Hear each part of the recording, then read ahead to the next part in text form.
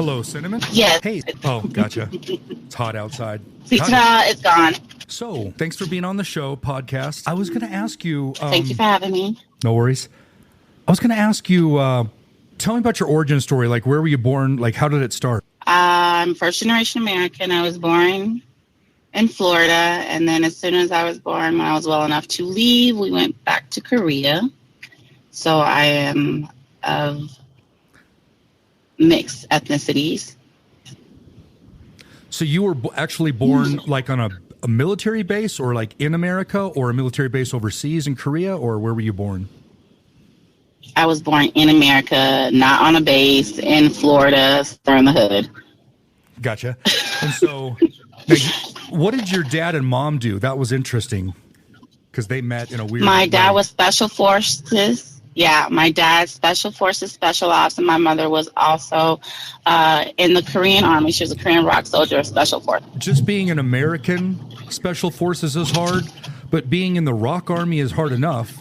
Being a female in the Rock Army as a major officer in Special Forces, you have to be elite. Like, she was like a trained killer. That's impressive. Like, so your mom was like aggressive, like just 100% all the way. And was your dad, would you say he was, or was he also? He was very aggressive. They were both like type A personalities.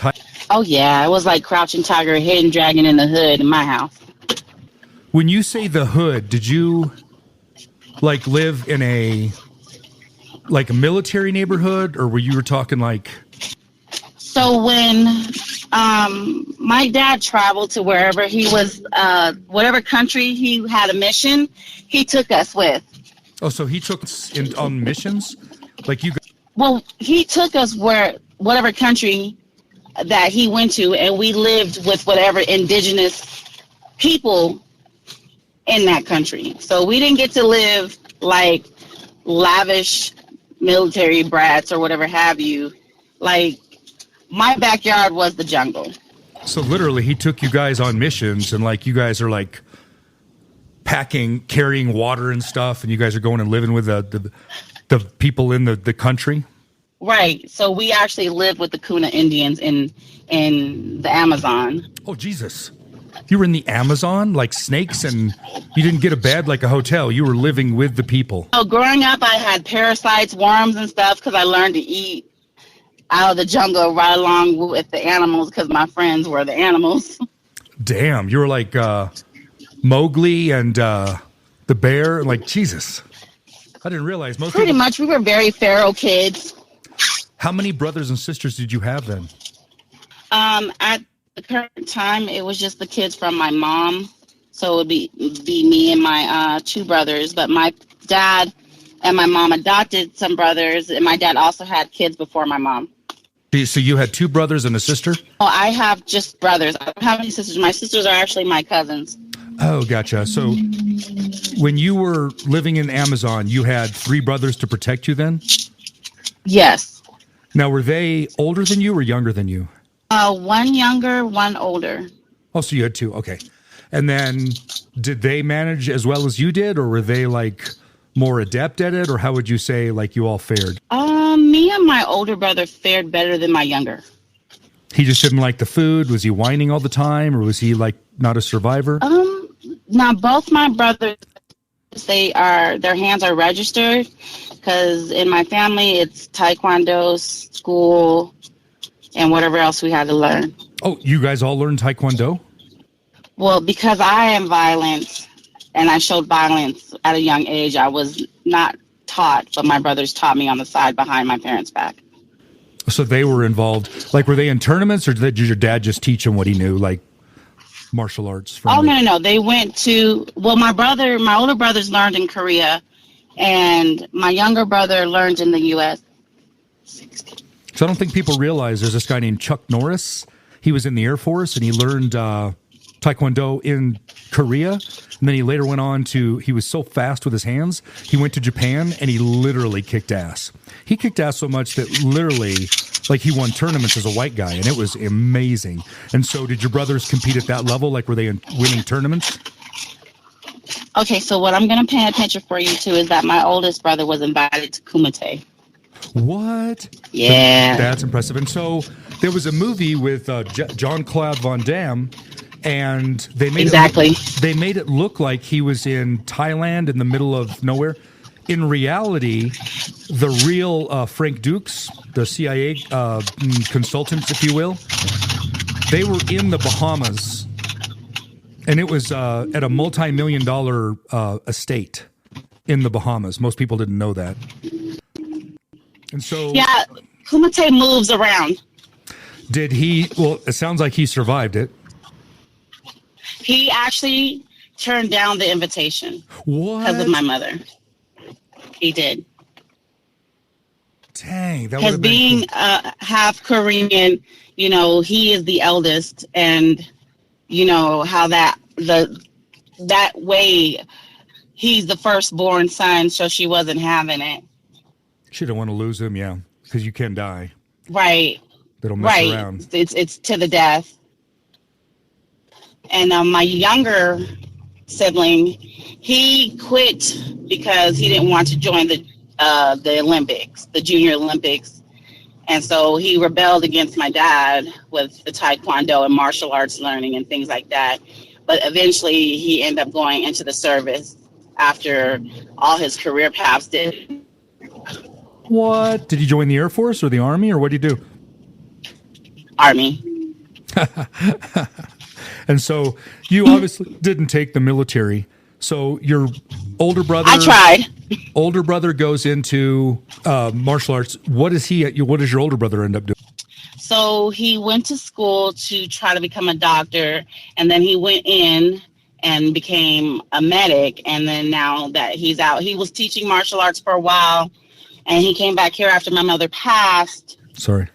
And then he's actually, he works in the medical field, and he's going back to school to become a PA.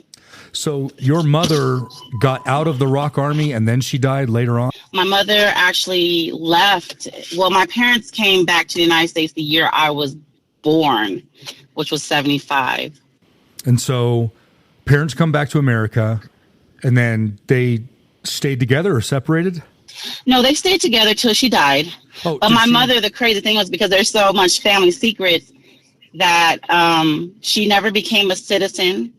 She died as a Korean citizen. So it's like a bunch of family secrets, things that I've been told by my family: don't rock the boat, don't open up a can of worms, don't go poking and prodding and looking. She was allowed in America because she was with your father. Right. But Gotcha. the thing was, she never became a citizen. She couldn't get Social Security. She couldn't get any type of medical help outside of my dad's TRICARE. And me and my siblings could never understand why, because we tried to apply and help her with everything. And then when she died, we all found out that she never became a citizen. She kept her Korean citizenship, and we couldn't find nothing. Well, she probably did some stuff. Yeah, like for the government. That's crazy. Right. She died of natural causes? And it's like, I can't make... No, she was very sick. So she finally took her out, because she survived a brain aneurysm when I was 14. Jesus, that's intense. Right? Like, my mom was like, she was hardcore. What finally took her out was a massive heart attack after, like 16 years ago. But she had a pheochromocytoma that they did not find. Damn, that's a hard one to... So that's what took her out. And do you and your siblings have that? I had it, but then it went away miraculously. You graduated high school, or you got out away from your parents. Did you live with them or did you go out seeking on your own? Like, how did you break out? I broke out because I married the first person that would. Now, when you say you married this... I moved out when I was like...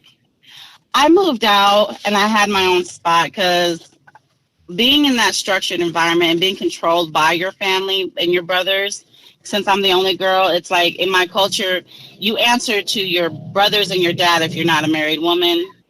So I left early.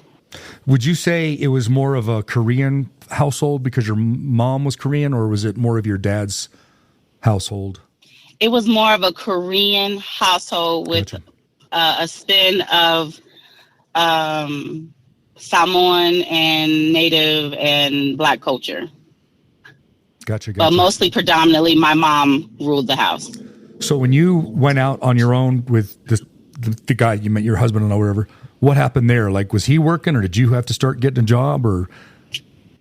Actually, I was already out on my own because I was in with the wrong crowd and I was doing things, illicit activities to get where I needed to be.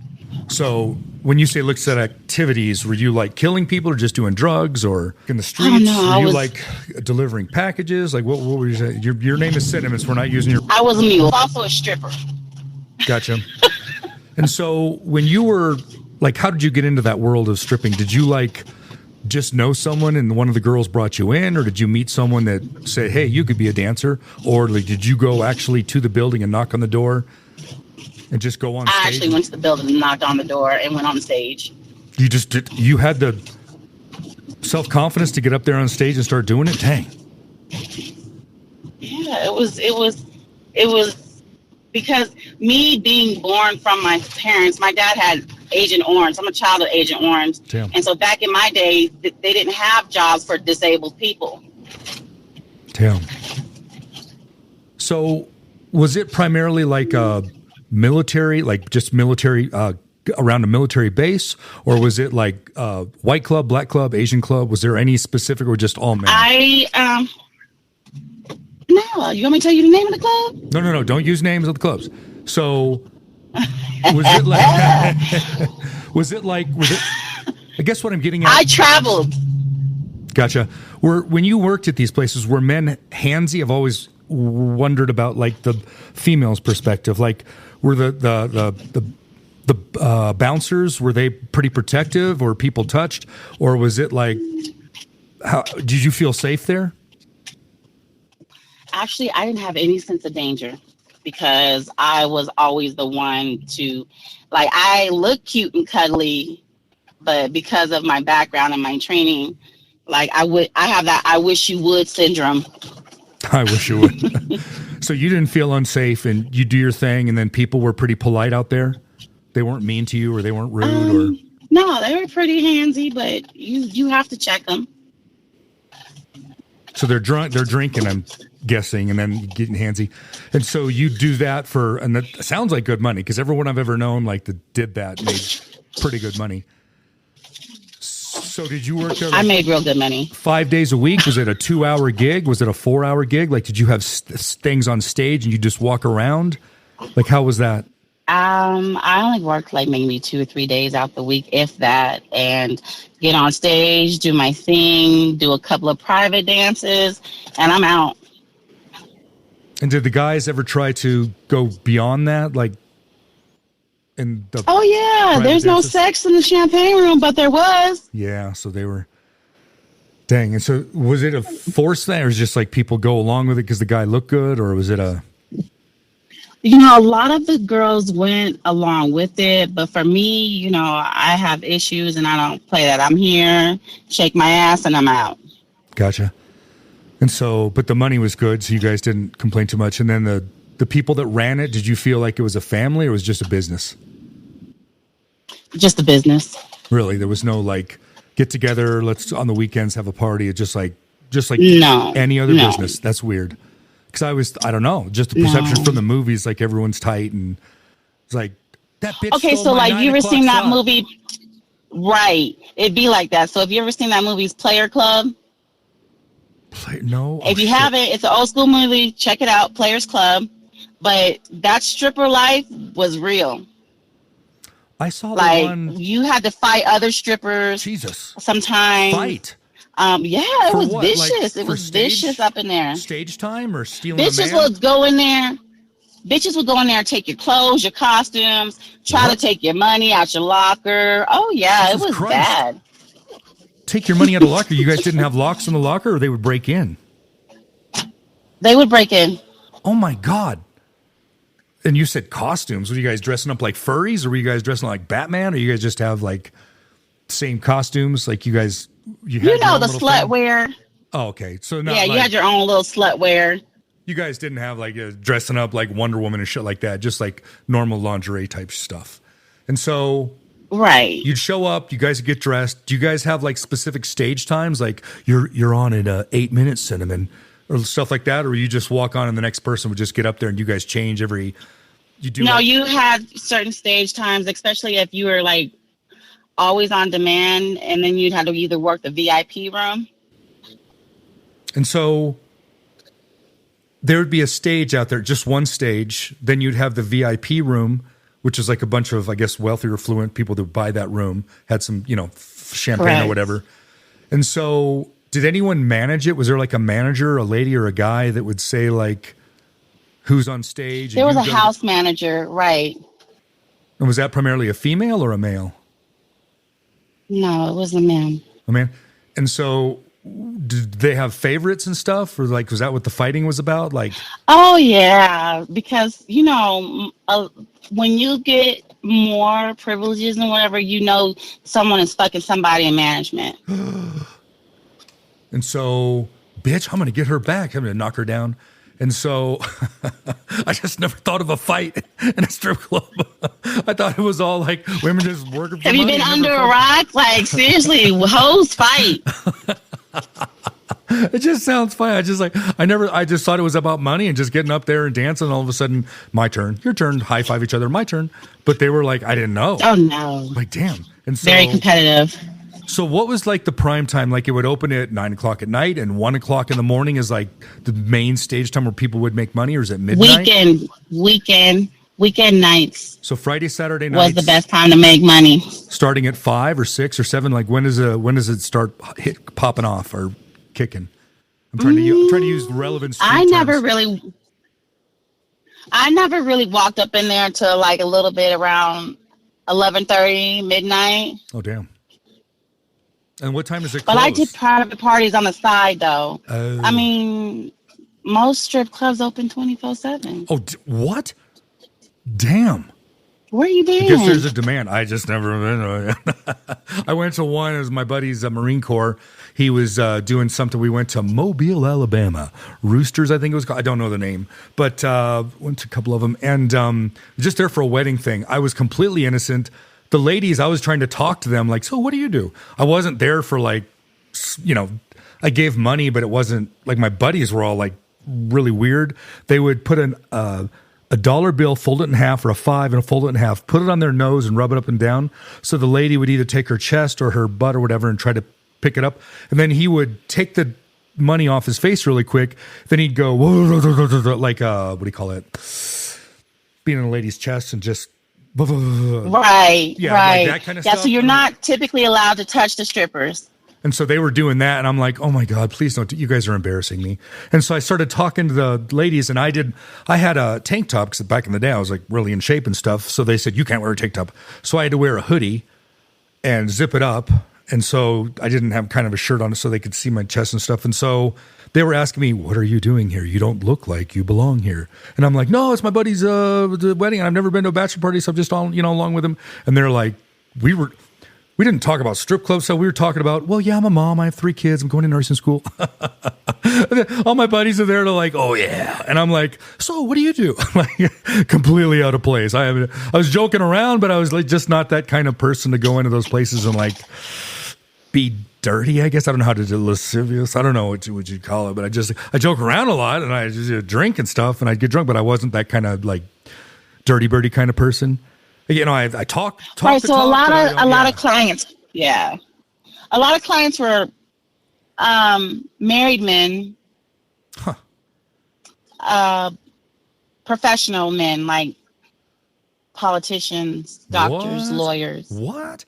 I always thought because my outside the club, I was underground dominatrix.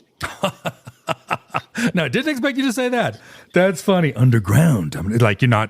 I guess they're all underground because you wouldn't be on like a poster board up on a side of the city like "Welcome Cinnamons," Cinnamons kitty box. Yeah, that's funny. And so you do that on the side. No, that's something I wouldn't even know how to get into that world. Like, did you advertise online or was it just word of mouth at the club? So back in the day, what did we have back in the day? We had the Thrifty Nickel. That's everywhere in the United States somewhere. I don't even know if they still do that. That tells you how old I am. Thrifty Nickel is like a newspaper you're talking about then. Right. Okay. So, but like it was like to need to know. Look, you could. Oh It was shit. pretty wild. Like my heydays were pretty wild. So you did that for a while. Like, so when you were a mule working for whoever, like, were you stripping at the same time? You were doing all of this, like just hustling is what you would call it. Well, yeah, I was hustling, and then when I got in contact with them people, I stopped stripping because the money was even better, less work, What? easier. Oh yeah. Oh, damn. I didn't realize the money Look, was even better. your cinnamon ling ling was so damn good with it. I was able to fly. Damn. And so you flew your thing and then you worked with them for like a year or I was a mule for many years. many years. Damn. And so it was enough to support. How old was your daughter at the time? My son Son. was, I want to say I quit when my kids were 7 and 5. Oh, damn. So they were a little older. They kind of knew like mommy's going to be back and stuff. And so. But I just started this when my son was not even 6 months old. There was a rumor I was reading about recently in which the cartel, it was a kind of to dissuade, to not make people want to do it, but they would take 10 people, average people in Mexico, and they would put them on a plane and they would hide the stuff on them. And then they would tell the DEA about 7 of the people and turn them in. And then 3 of the people they wouldn't tell about. So the 3 of the people would get through. And they would make so much money on just that 3 people's amount of whatever they were peddling that they could afford to have 7 people like lives ruined and stuff. Did you ever hear rumors like that? Or was that just something that they put out just to try to scare people? No, that's the truth. Oh my God. So damn, you could have easily been picked as one of those people, but they just. I didn't work. liked you. I wasn't working for the cartel. I was working Gotcha. for the Colombians. Okay, so different level of people. Damn, Right. I didn't realize the different types of things. I'm just so scared of like, oh my God. If someone, even a cop pulls me over, I'm like that Goonies movie where the guy's like, oh my God, in 3rd grade, I fucking start crying. Yeah. Like, sir, you're speeding 5 miles per hour. Oh my God. And then in the military, I took a pen. And then you're fucking just, oh my God, doing all this shit just to survive. And so were you with your husband when you were doing this with the kids and stuff? Or you just had soul, like you were taking care of the kids on your own, or what happened? Actually, for my husband's, because I've never been able to keep a man that way because of how I couldn't live with anyone. Gotcha. So I got away, and I've never been able to live with anyone I've ever been with anyway. Like literally, But your kids have always been like taken care of. Right. I've always taken care of my kids. I raised them by myself. So I've always been a single mom. And they were never afraid. They've always been like stable and they felt loved and all that. Oh yeah. My kids are so confident in who they are and how they are. That's good. But the only issue that I have with my kids is that they're spouses. And I think the reason why they stay with their spouses is because they've always seen me just be a strong, independent, single mother and not have a man in the house. So yeah, it's just you kind of look at your parents and you take it from there. And each kid's different though, because my kids are like, my daughter's completely different from my son. Like they're opposites, completely opposites, and they were raised the same way. So it's just some kids are just like, I don't know, they're just different in every way. Yeah, my children are night and day as well. But my son has that, my firstborn, so he does have that hustle mentality as far as like illicitly. But I had to tell him that that's not, in this day and age, it's not lucrative. Man, they got cameras. It's a whole different world now. It's not, I mean. Right. They have AI. They have. Undercover. They take your picture everything with your face and they know right. who you are, where you traveled, and exactly everything. They got swing gate. So in DC, when you walk, they can literally watch your cell phone and they can read it as you're jiggling, like walking. They can tell by the gait you have, like certain people walk a certain way. The identification is fucking crazy. They can tell your voice, who you are now. Like, yeah, it's not like back in the day where the movies would say you have 30 seconds to talk on the phone. If you're not done by 30 seconds, they know where you're at. They always know where you're fucking at, but it's just like things in the movies that you think like, oh, that's real. They're on the way. If you pick up that phone, they're on the fucking way. Don't ever think that. Well, actually, the truth of it is that they pick and choose who they want to come and pick up and who they want to come grab and things like that. Because even to this day, that I have went and become Mother Teresa. Yeah, I'm still checked on. My phone still gets tapped. Records come up missing miraculously every few years. And I get a letter saying, oh, your records were compromised, blah, blah, blah, blah. But it's just with me because of my name and where I come from, who my parents are, the things that I've done, who I've been incorporated with. So it's been a struggle for me to even get settled. There was a guy on Joe Rogan. It's some little white guy that used to wrestles and shit. But he interviewed someone that was probably the most emotional one he's at because he cried about it. So this black guy is in the streets, I think in New York, don't quote me on the city, but he was framed for killing someone. So when the DA and the cops were doing the case, they just had to pin it on someone. They figured since he was, they never knew, he could never pin him on any crime. So they pinned this one on him because he looked guilty. He associated with bad people. So he's most likely doing crimes. So they pin him for a murder he did not commit. He spends 30 plus years in prison, and they finally figure out once DNA evidence was allowed into the case, he wasn't even close to being the person. Didn't even look like him, not even the same race, just fucking horrible. And so he gets off after 30 plus years, goes on the Joe Rogan show, and just like his whole fucking, can you imagine being 20, 21, and spending 31, 41, till you're 51 years age or something? Your whole life has changed. You don't know anything. You don't know what a cell phone is. You don't know what TV, you know what I'm saying? It's just like completely fucking, were you ever worried about that going in? Like they would just frame you because... No. Because minorities are usually framed, you know what I'm saying? They spend more time in prison, like that kind of thing. But there's also, if we're talking about minority issues and things like that, you know, in the class of brown people and being of color, there's a caste setting. So like the darker you are, the worse they're going to treat you. What? Yes. So like there's this guy named Steph Curry, plays for the Warriors, really light skin, and black guys always give him, you know, shit for not being black enough. He would be treated a little better because he's a light skinned black person, whereas someone that's super dark from Nigeria would be treated like shit because they're darker. Right. Damn. Right. So you're not brown, you're not black enough to be black, and you're not white enough to be white, or Asian enough to be Asian and accepted by your own people. I didn't even realize. I never thought of it that way. I never thought there was different gradients of like perception of like, damn, he must have committed worse crimes because he's darker. You know, it's just like colorism is heavy in the United States. It's serious. Colorism is so real in the United States, and they don't like to address it. People of color don't like to air out their dirty laundry, but the colorism is thick and heavy in the United States. Damn, I just never. It doesn't affect me, I guess, and so I'm just kind of blind to it. I'm aware of it, but it doesn't. Like, I don't want to riot because I can die because of my special medical problems. Because I was going to go protest and shit, but I was like, fuck that. If I get hit in the head, I'm fucking dead. I'll get an aneurysm. I'll fucking bleed out and shit again.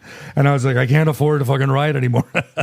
When you get older, it's pretty sad. Like, you're so sick, like, I could die. I gotta watch I gotta watch my health. If I get a fucking picket board, I can fucking go to die and death.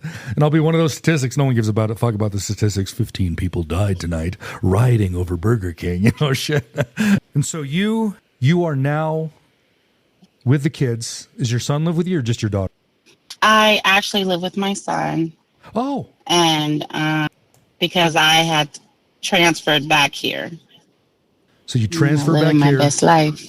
You're not doing the undercover stuff anymore, like what do you call it, underground stuff. You're more stabilized, you'd say? With being back here and the economy being where it is, and my son with his issues, it's a lot harder. And I've been tempted to make some phone calls. Damn. Just survival and shit. And so, Yeah, to survive, it's hard out here. And so your daughter moves, coming back. Does she live with you and your son now, or? No, she lives with her and her baby daddy. Oh, okay, gotcha. She moved the whole household out from back there, and so damn. So the family now, you say, is mostly in the Springs, Right. Denver area, yeah. But not a lot of people know that I'm back. I mean, Denver's a big city, so the whole Denver corridor, It is. Springs, Manitou, you got Pueblo, you got the whole. It's a big city. It's not like, I don't know, 25, 30 years ago, the city wasn't as big as it was, and now I swear to God, Powers is the center of the city, and then Denver is so huge, it's like just sprawled out. People are living in the mountains overlooking the city now. It's just, I don't know, just different. Just a lot more money, I think, come in, and the times have changed of what they're doing for money. Have you ever thought about waitressing? Some things have changed. No. Do you think you could ever be a waitress at like a place where people like piss you off? I don't like this. The drink's not cold enough, motherfucker. Just throw the drink in. Yeah, like, I'm at that age that I be popping off. I be trying. I try a lot, but then then the fob accent will come out. The fresh off the boat comes out.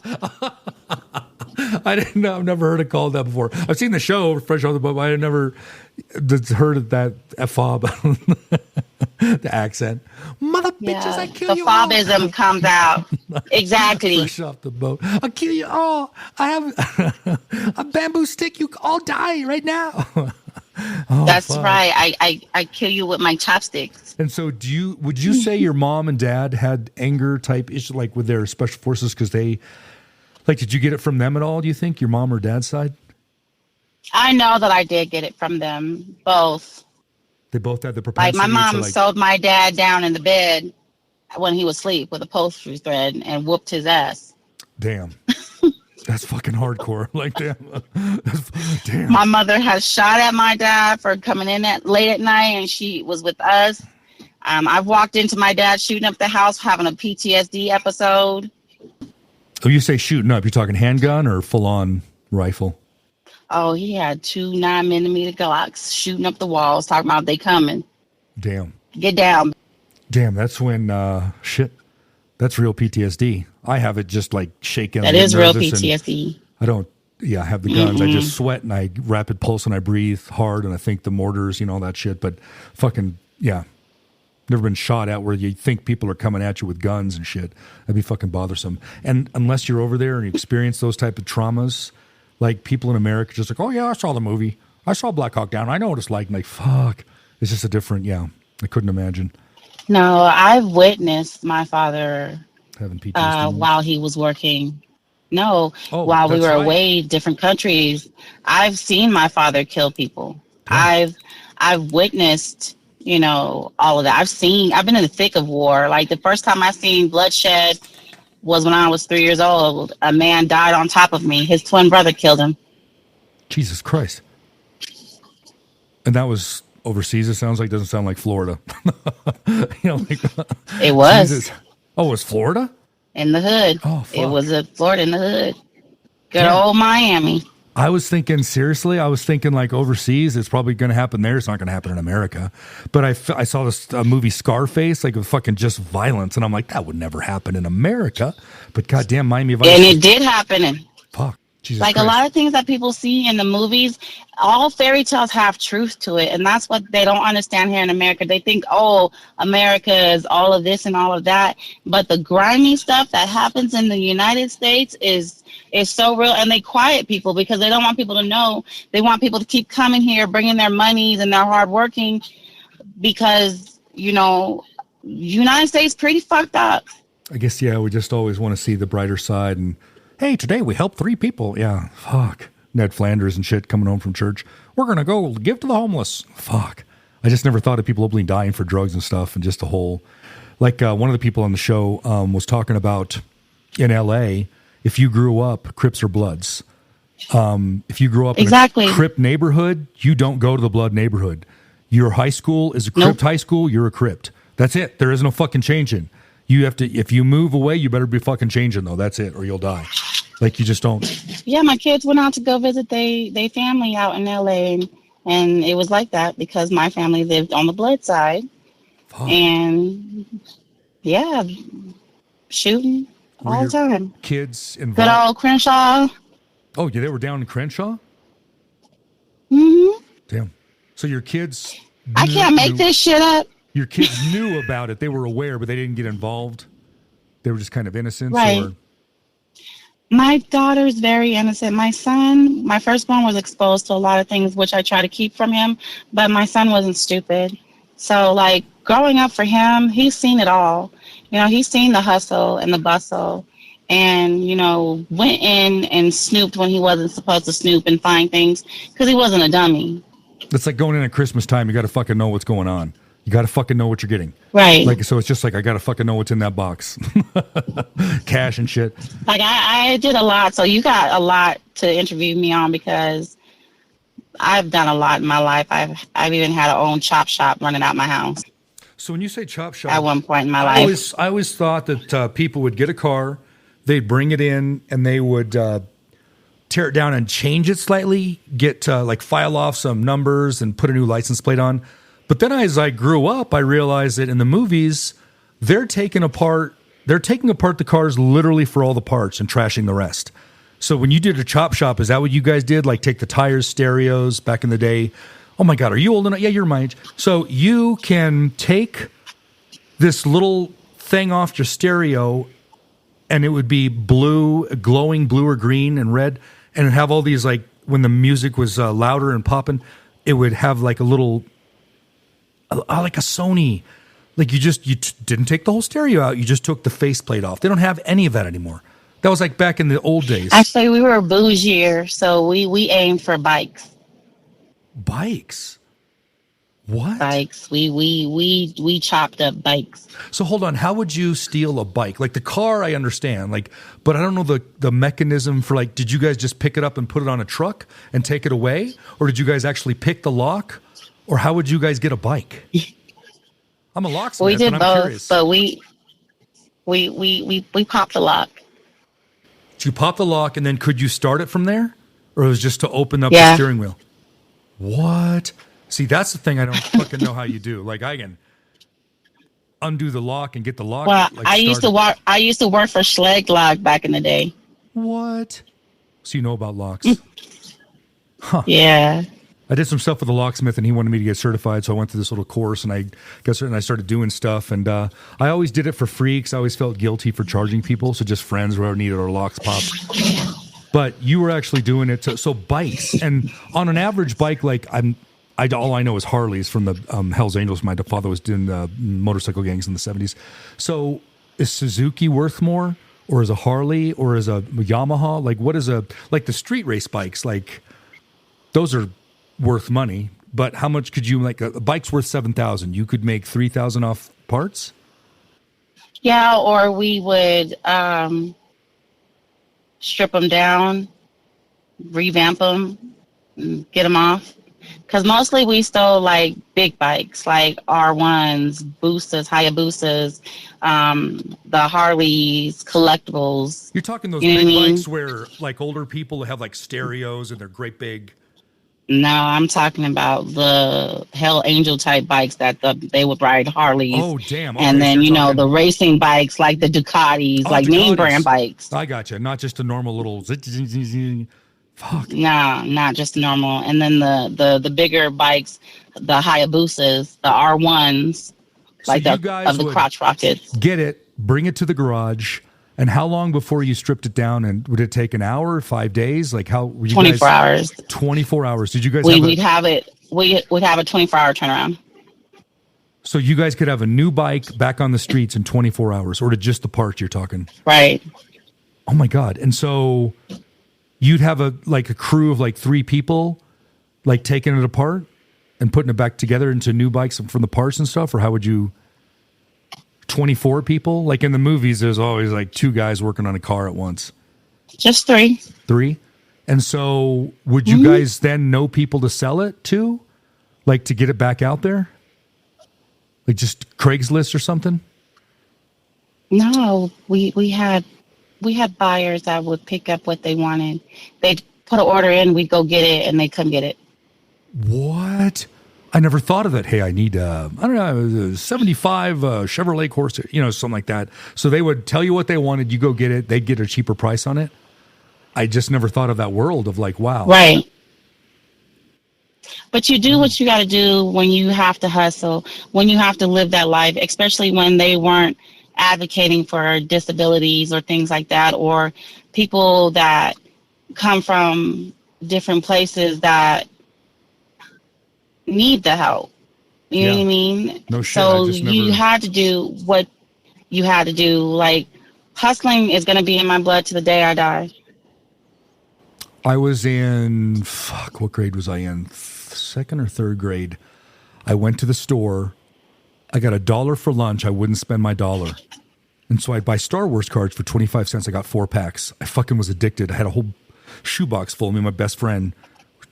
I fucking stole some Star Wars cards and put them in my back pocket. And the guy at the store was not stupid.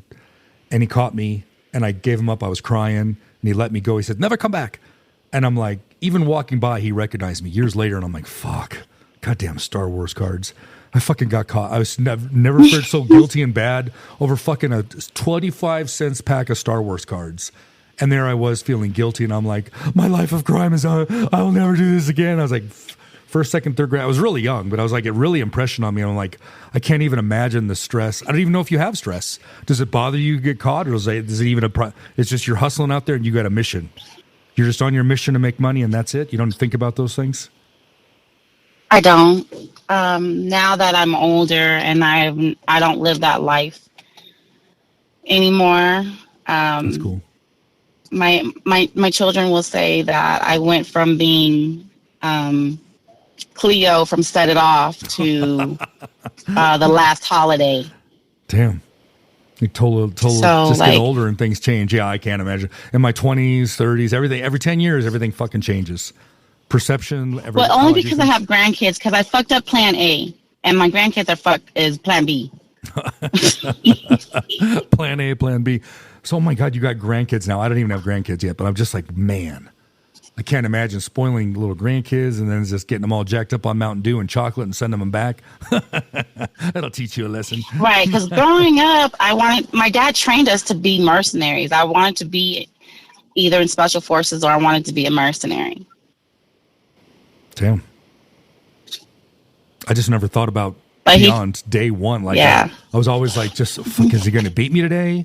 Am I going to get, like, I don't know, is he going to beat me bad enough till I die? Or am I going to be sent to the hospital again because he beats me so bad? Or my survival techniques, I know at a certain point, I was like, I have to go live with my grandparents. I'll do whatever it fucking takes. And I accomplished it at 15. Took me 15 years to figure that out, but yeah. And they took care of me from there. But you didn't have that outlet. You just survived.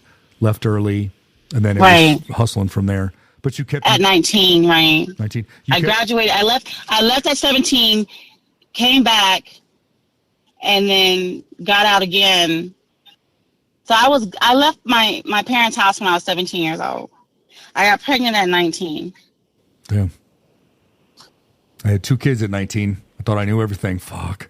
I don't know. I don't know how I survived. Oh my God. So that's how I got into the game of being a mule. But you were never in a gang? Like you were never like jumped in or anything like that? Strikes? Yes, so I was. Dang. Yes, I was. So did the gang take a profit or they just hook you up with names? Like you didn't have to pay the gang to be in the gang? No, I got jumped in. But you're your own I fought hustler. my way. So you're right. I'm my own hustler. So I actually started serving them. You were a fighter, and so were you able to take on a few, or is it just overwhelming when you have like 20, 30 people coming at you? I took on a lot. Yeah, I didn't like that part of the movies when they jump people in. I'm like, man, that's not. I don't. You're not my friend if you beat me up. That's a fucking hard life right there. Damn. But you have to understand too who my parents were, so they weren't expecting that. They were not expecting, and that was in Florida, you say? you did that kind of thing in the gang? Yes, we don't keep it that way in Florida. So I've always thought of like a brotherhood or a gang, like once you're in, like they're going to back you up, like real family type thing. Like this is for the peeps. And when you say serve them, did you have to, like if you made $100,000 a year, did you have to give them a percentage of it to be in the gang? Serve as in I served them their needs. Like they picked up from me. So pretty much before the Queen of the South, it was me. Damn, I love that movie too. Fuck. The Queen of the South. So I got you. You, one thing they just do for, damn, so that's how they made their money. Whew. I definitely did not live that world. My life has been completely different. I was like, damn. My life has been in danger several times. Like I was shorted and I went and I met up with the Colombians and I was like, 7,000 short and they were holding me until they got the rest of their money. Like I could have died several occasions. Fuck yeah, you don't mess with those people. Like yeah. Oh. Deep respect for them because I do not want to, fuck with those people. Damn. So you were shorted. And they're actually very civil. Did you? Oh, no. I agree with that. But I'm just saying, like, I couldn't imagine being shorted and telling them the truth. And they're like, we need our fucking money. There is no fucking ifs, ands, and but right now. Like, and so did the people that shorted them, did they end up getting their uppance? Like, did you have to go back? And so the person that shorted, his brother actually came through. And, but I was actually having dinner with the boss. He took very good care of me and then we end up cutting out the middleman. So it never happened again. Jesus Christ. I mean, so they took care of him. But did they know they were dealing with the Colombians? Like, that's not a fucking thing to fuck with. Like, right. But they thought that I was stupid and young. Oh my God. And dumb. So they knew they were dealing with Colombians, but they figured they could just sacrifice you for money. Fuck. Right. And I end up becoming real good friends. And they trusted you, and they finally figured it out that these people were fucking you over. Fuck, I just couldn't imagine. That's a cutthroat world. Jesus Christ. Actually, it was my beauty that saved me. My beauty and my booty that saved me. Whew. That's anything to survive. Holy shit. That's... I guess the stresses in my life... He didn't want to sleep with me. He just wanted me to have dinner with him. Every now and again, every few months, he would send for me to sit and eat with him and talk with him. That's trust, though. He trusted you. My stresses were if my football team lost, like, fuck, I lost $5. Like, fuck, Jesus Christ, you're like talking real shit here. So the Colombians... They like, at one point, they kicked my door down, not the Colombians, but when the people that I was working for shorted someone, he kicked my door in to make it look like it was staged, that someone was coming to rob me, and I had just given birth to my daughter. Jesus. And they were trying to come kill me. God. But my father and my brother were at my apartment at the time, and they were packing. And so when they came to kick my door in, they met my dad and my older brother and my baseball bat, my Louisville Slugger that I called my bitch beater. Because I had just given birth to my daughter, and they were coming to kill my daughter and I and my son. Fuck that. So did your father and older brother were able to speak with them? They handled that situation, yes. They were able to use kind words and gentle hugs, and they left. Yes, pretty much. Because I learned in the military, we should talk things out. You guys come together at a table. Yeah, it was very good conversation. Fuck, I couldn't imagine someone to come, like a hit squad in Miami Vice, like someone coming after. My God, that's fucking scary. It's a trauma for my son that he'll never forget. Damn. Thank God they were there, because you could have died. Like, you and your daughter, there's a couple guys, but you're, fuck. It's kind of funny. It was about 6 grown-ass men that came to my tiny little apartment to take me out. And your father trained you in the jungles and stuff and how to fight, and your brother. And so your father at least had people to back him up. And damn. My parents trained me to kill. Damn. I definitely didn't have that level of like intensity as a child. Fuck. I don't even know what to say. That's like fucking amazing. You were able to live through it and survive, and then it helped you later on in life to fucking keep on surviving. And just think the chances your brother and father were there at that moment that they came to fuck with you. Man, that was luck right there. Fuck. So you survived that. Was that one of the most harrowing things you think happened during your time in this world? Nah. What do you think was the scariest? The scariest thing that's ever had me worry, ever, has nothing to do with any type of illicit or danger. It had to do with the sake of my child, and because of my rare conditions, she needed me the most, and I didn't want to go then, because I'm not afraid of death. What I was afraid of was living, because I was trained to welcome death at any time, and death is my friend. Like, me and death so cool. Like I'm exiled from trying to die. I can't. No. They're like, no, can't even go to hell if I wanted to. Kicked me out. I think when I was younger, death didn't bother me as much. Now that I'm older, I'm sick. I'm like, no, I don't want to die. I gotta, no, please don't take me. I'll do anything to live now. Oh my God. And I was, the things I did when I was younger. And so you're working for these people. The guy that had dinner with you, he was like a billionaire, or was he just, you wouldn't even know that they were rich? Are those the kind of people that just have money and don't flaunt it? They don't flaunt it, but in Colombia, it's different. Like, he owns like a lot of things. But he doesn't walk around like our billionaires in America and our millionaires. How they? No, just the like upper middle class. Gotcha. But like our what do you call it? Our millionaires here, like they flaunt it, like they go to the country club, they wear a sweater around their shirt and around their shoulders, and they're like, "Oh, Muffy, what are we doing this Sunday? Did you see Barbara? Can you believe she wore that outfit?" You know, that shit. They're like real hardworking people, but you work in a high upper middle class neighborhood, but nothing like mansions and shit. People working for them. It's not like that. I think El Chapo. Right, because their middle class status was their cover for their illicit activities. I never thought of that.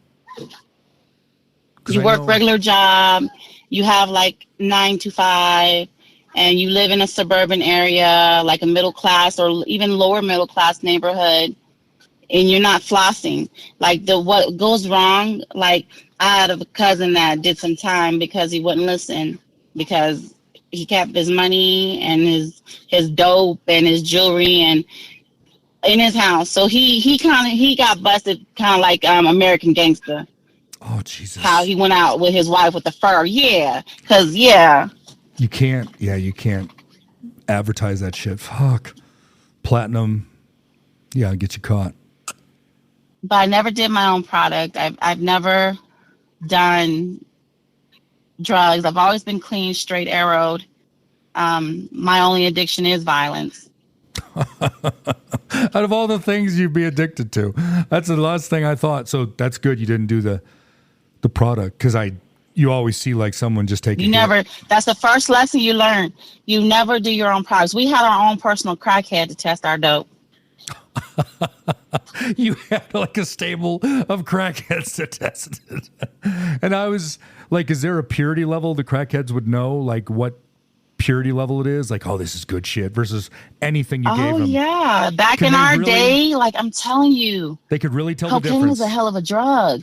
But they could tell the purity, like they really knew the good stuff versus the cut. And plus, when you learn the game and then you become the master instead of the teacher, you learn what's been on it. Like they used to cut the dope with like ether or formaldehyde or other things like that.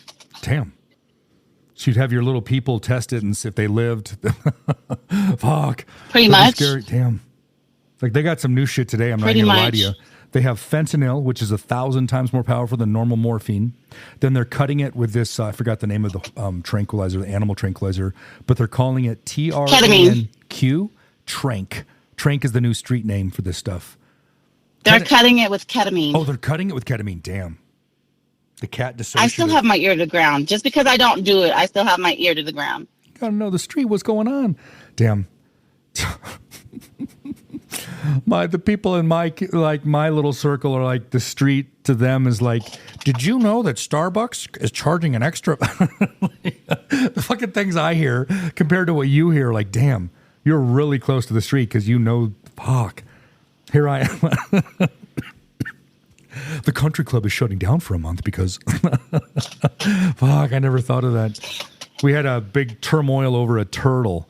Neighbors let us watch a turtle, and my wife fucking went crazy because it was being abused, like it was in a small bowl. So we bought it this fucking 40-pound gallon water tank. This turtle's now living a fucking life of luxury. So we give the turtle back. We wanted to give the tank and everything to the neighbors, but they ended up buying us a turtle, so now we have a turtle. I've never had a turtle or a reptile. I've always been a dog and cat person, and now I'm branching out into the world of turtles.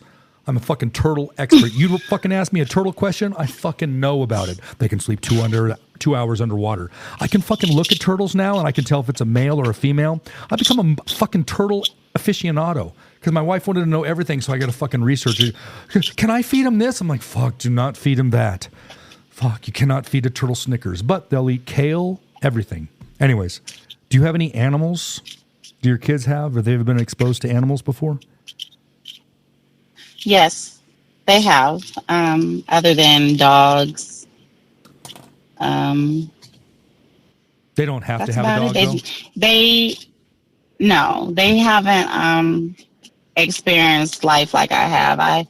I've had tons of animals, wild animals that were my friends growing up. Like my friend was a spider monkey and the wild wolf pack in the jungle. Like, I used to chill with these animals, and my dad would constantly fear for me, and I could never understand when I was younger growing up that why my parents get so upset and angry when I would bring home all kinds of snakes and animals and things like that. So when you say, because I saw a wolf up in Alaska on the Wickersham Trail, the Wickersham Dome Trail, this fucking dog, wolf, was larger than any German Shepherd, anything I'd ever seen. It was a fucking wolf. And I could look at, I took a picture. My wife was trying to get the Glock out, a 45 caliber Glock. I put it in a plastic case. You couldn't get out. You had to press a button. She couldn't figure it out. So I'm like fucking scrambling for my phone in our ATV, trying to take a picture of this thing because it's fucking huge and it's circling something. And she started screaming, they're on the sides of it. So fucking I had to turn around. I had ruined our fucking trip. But when you say wolf, was it a little dog or was this a fucking huge wolf pack? Like the really big dog type wolves? They were really big type wolves. They were wolves. And they wouldn't bother you? Like you could look at them and they'd leave you alone? Or did you go into their circle? Or how would you say you just saw them? Because I ran so feral and wild, and I always because of being abused a lot, I spent a lot of time in the jungle. Because I was abused, I was starved, and so to survive, they probably was like, she worse feral than we are, so let's just, let her eat too. Even the fucking wolves are like, God damn it, another fucking mouth to feed. We can't Pretty have her much starving. Fuck. And so was that probably the wildest animal, the wolves and the snakes, or the spider monkey? Wolf, spider monkey, Coatimundays. I even brought home a bushmaster. Okay, what's a bushmaster? Is that like a... one of the venomous, poisonous snakes you can ever find in the jungle. And a Coatime, is that like a small, or is that once again a Coatimunde is like what they call it. They call those, what do they call them now? Coatis? They're like they're like part of the bear family. I think they're related to raccoons, but they're Coatimundes. The coatis. What do they call them here in the United States? Lord have mercy. Koala bears? Raccoons? No. Swamp kitties? There's this guy that rescued a raccoon. He calls it a swamp kitty. And he rescued a coyote, and he calls it a little puppy, and the people online are like, fucking, that's a coyote, it's going to kill you. But he fucking feeds a little... Actually, animals in the jungle, when in the wild, if you... These animals Monday. I know what you're talking about now. It's a Mexican raccoon. Yeah. It's a Mexican raccoon. It's a... Right, and they're vicious. What? It's this cute little thing. He has like a foot and a half long tail. They're cute, all right. It's like a skinny version of a raccoon is the way I'd put it. His eyes... His head looks like a raccoon, but he's skinnier. He looks more limber, though. It looks like he could run like 30 miles per hour. He looks like fucking fast. Yeah, they're pretty neat animals. And then sloths, I used to chill with them. And teeth are huge. Elephants. Elephants? Where were you at for an elephant? Southeast Asia or Africa? Because I don't think they have them in South America. Southeast Asia. Southeast Asia, damn. That's where she wants to go, is one of those countries to visit that elephant sanctuary and shit. I just don't want to go there and work. And I don't want to ride it or anything. I just want to feed it and, I guess, pet it and watch it, but not to shovel shit. Or lift water. That does not appeal to me. Jesus. Yeah, Cudamunde. I didn't know what that was. I'd never seen one. They're vicious. And they were friends with you? Yeah, I tell you, I had all the animal friends. Oh, you hear that Bob accent come out, right? Did you have any, like, cats? Like, tigers, kitty cats, or... There were wild cats in the jungle, but I just thought they were cats. I didn't know no better. That is crazy. So I thought the wolves were dogs, and the cats, like the jaguars, were just cats. You were around a jaguar? I'm telling you, I was a living Mowgli. Oh my God. I love animals, and I could see you doing it. I totally am down with it. But at the same time, I'm like, I'd see your parents now, because in the jungle, like these fucking jaguar, all the other animals you mentioned, okay. But as soon as like a cats are fucking unpredictable. They can love you or they can fucking tear you apart. Like you never know what you're going to get with a kitty cat, because it's just a big kitty cat, 180 pounds of fucking ferocity. Holy shit. And then what did you survive off to eat? Did you have to hunt animals, or did you just eat plants or something? I ate mangoes. I ate whatever fruits they had. I ate dead carcasses. I ate fish. I was near the ocean. So I'm not going to lie. Did you have any diarrhea? Or like, seems like that's a diet of absolute just weight loss from just shitting yourself. Like when you talk about mangoes, I'm like, oh, fuck. Miraculously, I was always sick. But I mean, I had worms. Like I would shit worms. Gotcha. Yeah, without I used to eat grubs. Jesus. Eventually, you'll end up getting something. Bendazole is what you can only cure it, but you're not going to have access to a doctor. So unless your dad got you some Bendazole, you're fucked. But that's a good way to lose weight. Maybe we need to. I need to open up a worm clinic in America. People fucking lose weight real quick. Fuck. My son and daughter. I had all kinds of worms and parasites growing up. You're lucky that didn't kill you. Damn, you're a survivor. So you've worked for, my God, you've got an interesting life. So you've worked for... I did. Let's see. Chop shop stripper, dominatrix, worked for like in the drug world. And then... In the drug world. What would you say was the best time of that? Like, did you have a moment of a time where you were super rich and you got to go to dinner? Like the highlight of it all? Like, was there any time you bought something for the kids that you were like, it's been worth it? Or like, you got to go to a trip to Disney World, or you got to go overseas and you saw something like a mountain in Colombia? Like anything that hits you is like... So I just stayed about to like raise my kids, but they always remember their best Christmases when they were younger, and they were like considered the richest kids in the hood because they had the little the kid cars that you have to power up the batteries, the what do you call those, power wheels? Shit, I would have given anything as a kid for that. Just to pedal something. Fuck. They had one of those. Oh my God. My kids had the power wheels. They pretty much had... My only regret is that I should have never gave my family money, because they never looked out for me. Damn. Yeah, you give them money, they don't appreciate it, they want more, and so that's the hard part. But the kids appreciate it? I always tell them, right. So I would always tell friends and family. I should have never gave them niggas money. Did you have like a 65-inch TV? Was TV important to you? Did like the kids love movies, or is it more like going out to eat, or what was important to them as kids? Just togetherness. Like eating out was a treat for my kids because I didn't play that. Giving them luxurious things like big TVs and things like that. No. So video games. Like stuff like that, I taught them, yeah, like regular video games. But even still, they had to earn everything. I didn't hand my kids everything. Did they have to read books as a kid, or did you not push that? Oh, I did. Education I'm a big educator. Cool. If you don't know, you better learn. Because my son was dyslexic. He's still dyslexic. Oh, damn. And they said that he was never going to be able to read, but he can read, though. That's impressive.